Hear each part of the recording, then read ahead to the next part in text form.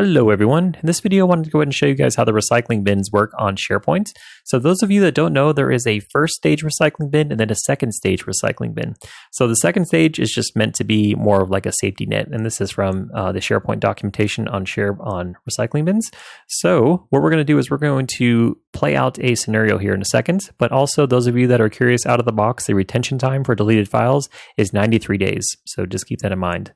All right, so let's say that you are one of the administrators for a SharePoint site and you come into your documents and you're looking for a file and you're like, why is the employee resources file not here? There was a spreadsheet here. What's going on? I don't see it. First thing you need to do is you probably want to head over to your recycling bin, assuming it wasn't moved to another folder. So the first thing, or to get to your recycling bin, you may have a link to it in your navigation. If you don't see it there, if you come over to your site contents, you should see the recycling bin in the top right. Now, if you come over to your recycling bin and you don't see it here, there is a chance that it may have moved to the second stage recycling bin. So all you got to do is scroll down to the bottom and you'll see here a link to the second stage recycling bin.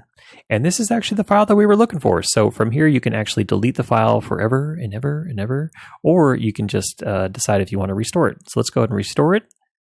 And now it should be restored and back in our documents. So let's head back over to our documents and make sure that it's there.